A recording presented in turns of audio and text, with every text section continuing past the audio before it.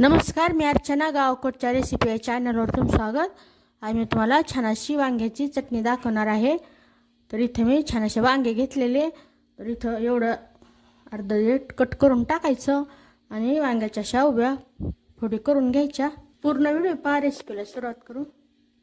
भांड्यामध्ये तेल, बारीक कट केलेला कांदा व्यवस्थित परतून घ्यायचा.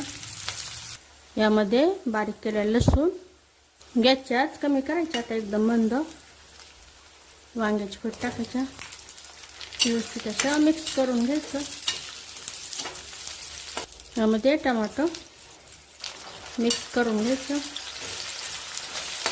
हळद टाकायची, लाल मिरची पूड, लाल तिखट. यामध्ये कोणता खडा मसाला नाही, धणे नाही, नुसतं सुक्या लाल मिरच्या दळून आणलेल्या. चवीनुसार मीठ टाकल्यानंतर व्यवस्थित असं मिक्स करून घ्यायचं. गॅसची आच एकदम मंद ठेवायची. यावर आता झाकण ठेवायचं आणि काही सेकंदांनी मिनिटांनी असं झाकण उघडायचं आणि पूर्ण असं हलवून घ्यायचं.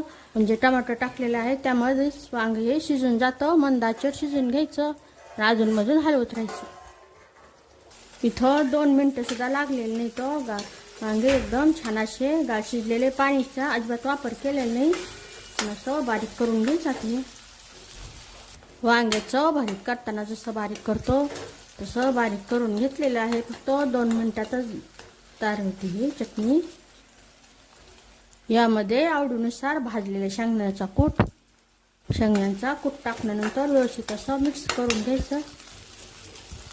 यामध्ये बारीक कट केलेली कोथिंबीर, गॅस बंद करायचा. व्यवस्थित अशी मिक्स करून घ्यायचं. छान अशी वांग्याची चटणी तयार झालेली. तेही कोणता मसाला न वापरता. तर नक्की बनवा.